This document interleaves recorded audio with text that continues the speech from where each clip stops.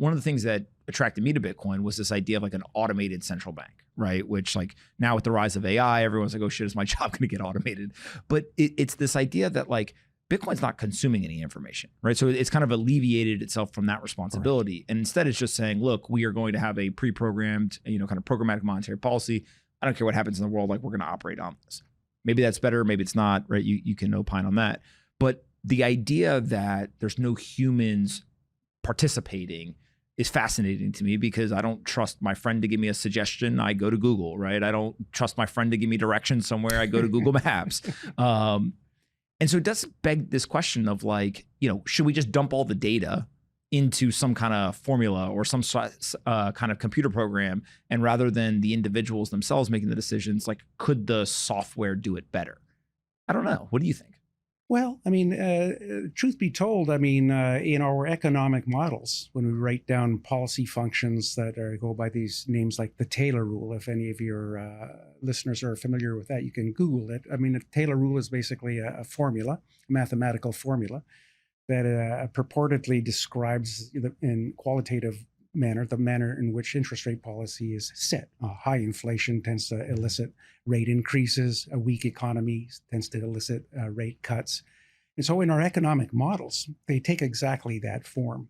I want to push back a little bit, though, here in saying that it's not like Bitcoin is completely divorced from human interaction. It was a human who designed the protocols. I kind of view it more like the Constitution, a legal framework, a set of rules that govern the way certain things are done. I was a human. Humans designed these things. Mm-hmm.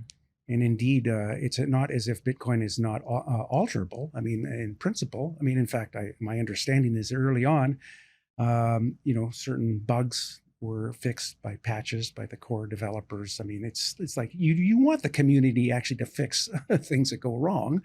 It would be bad to have errors and not constitutional amendments. I mean, these are we humans still have play a role there. But I understand what you mean. It's like, okay, once we've got kind of the right, I don't know. It's like a human designed a car, but now we can program it to drive, and we just let the car bring in data, and it can navigate itself on its own without error. I think that's a really interesting idea. I wonder how far we can push it. Mm-hmm.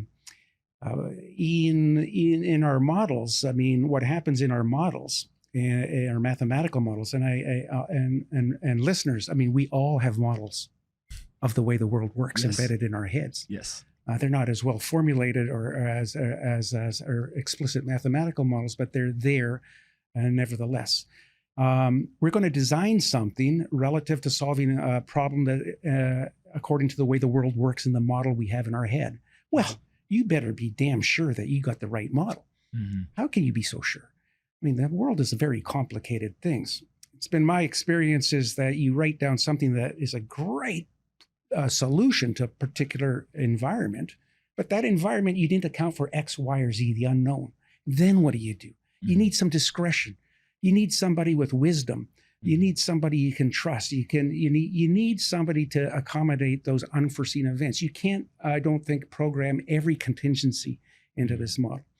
At least not yet. I mean, I think if you could, you'd basically be God. And, we're not there.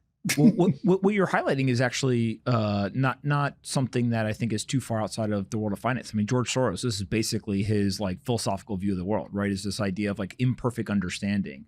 And he really hammers on the idea that like, even though you can look at a set of facts, you cannot simply evaluate just the facts. You also have to evaluate how will people perceive those facts and what actions will they take, which will then influence the environment and the situation. And so, he kind of separates out somebody who is kind of evaluating or thinking about it versus somebody who is participating in the environment. And so even the model itself, if it doesn't account for what the model is going to do, you kind of get into this very, meta world, if you will, of the model's impact actually has to be programmed into the model also. No, that's absolutely correct. I mean, we're fond of saying in economics, and I think in social science in general, that the data does not speak for itself.